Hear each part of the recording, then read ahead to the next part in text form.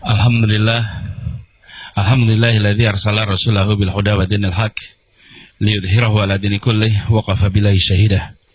Asyhadu an la ilaha illallah wa asyhadu anna Muhammadan abduhu wa rasuluh la nabiyya ba'dah. Yang saya hormati pembina, pimpinan, pengurus ASESI,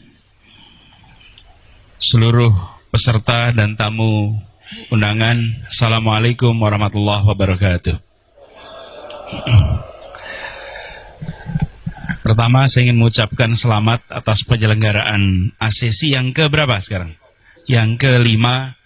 Saya baru pertama kali hadir, tapi melihat dari pameran di depan sana, nampak sekali bahwa geliat kebangkitan pendidikan Islam makin hari makin menguat di Indonesia.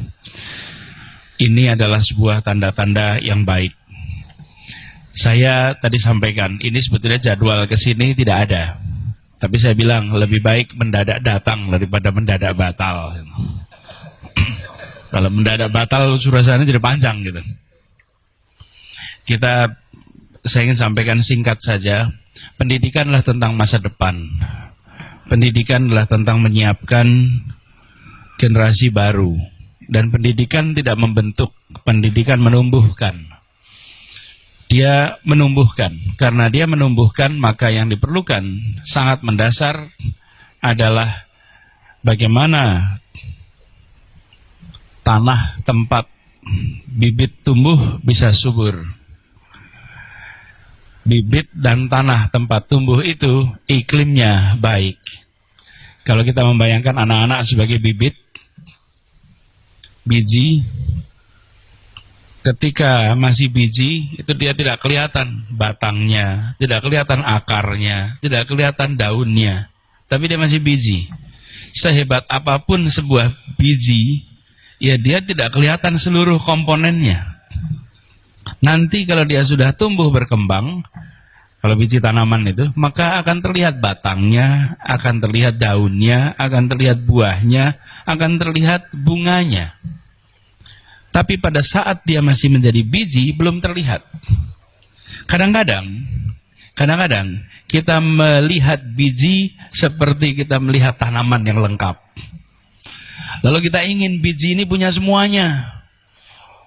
Punya bunganya, punya seluruhnya. Tidak bisa.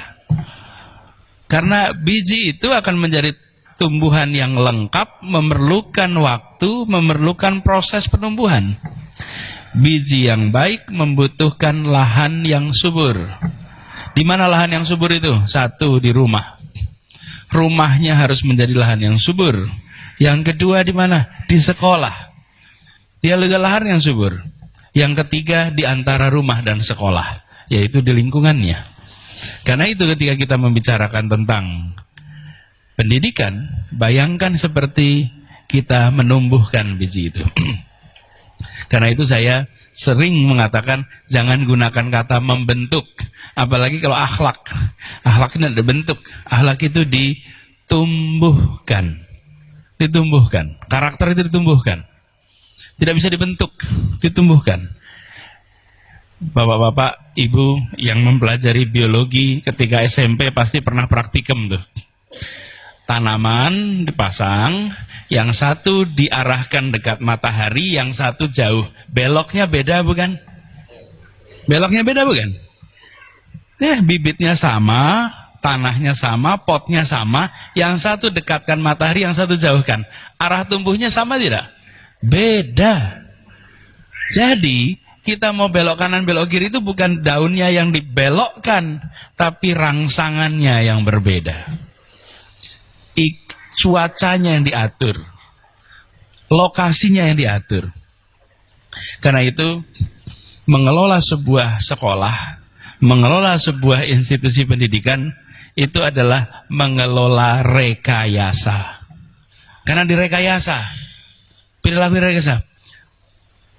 Ya, beri contoh di rumah nih, di rumah kita ingin anak kita menjadi anak yang individualis atau anak yang dekat dengan saudara-saudaranya. Misalnya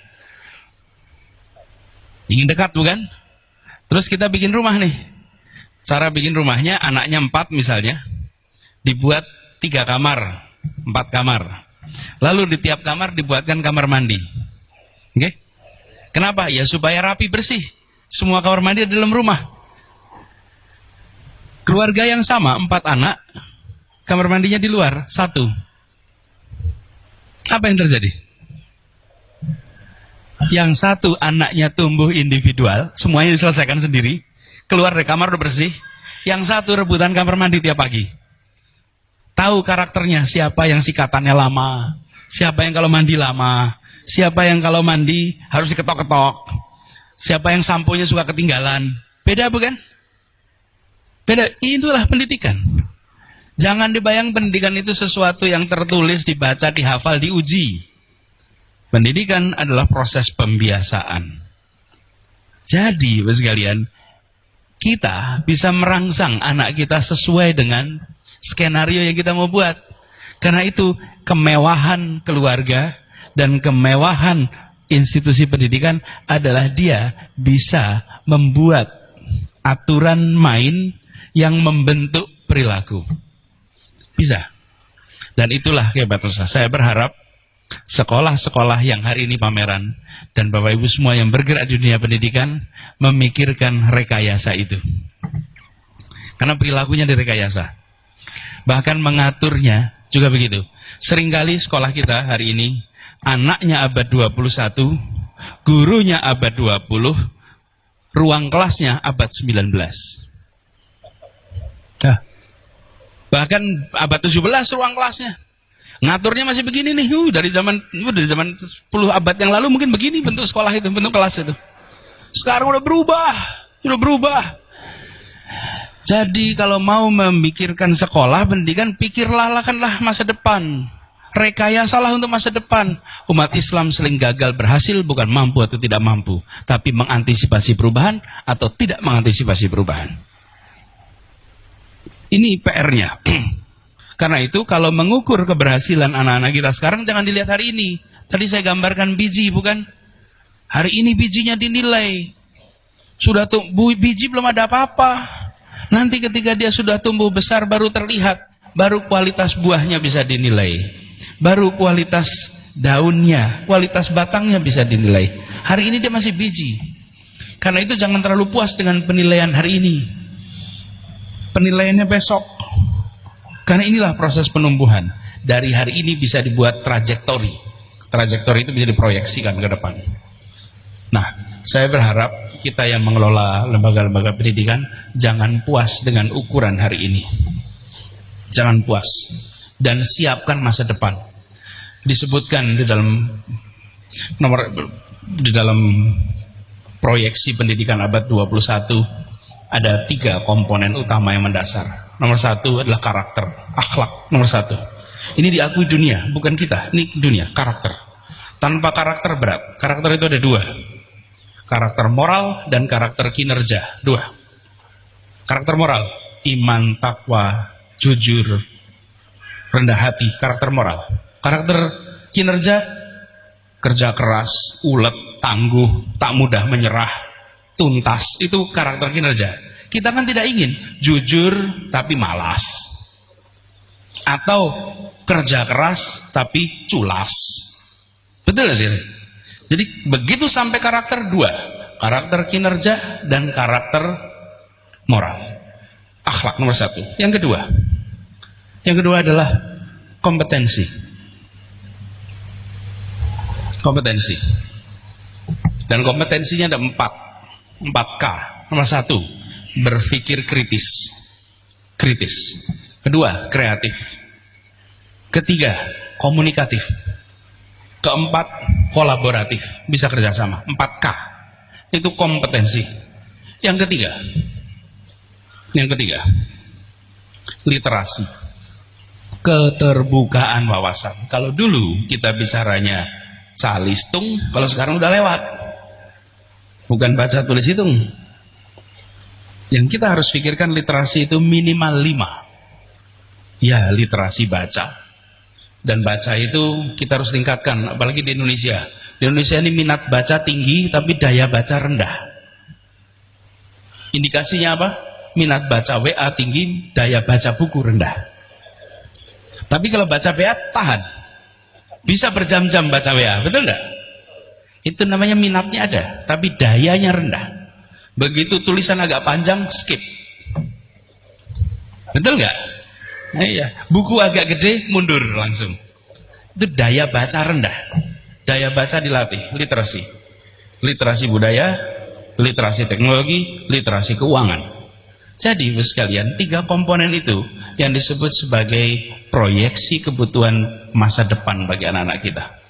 Yang pertama tetap fundamennya adalah karakter, akhlak. Tapi kompetensinya jangan hilang. Hari ini anak-anak kita diuji, diberi kertas berisi pertanyaan ujian. Betul ya? Diminta menjawab. Yang jawabannya nilainya bagus yang apa? Betul, tapi yang jawabannya bagaimana? Yang paling mirip dengan yang diajarkan, betul nggak?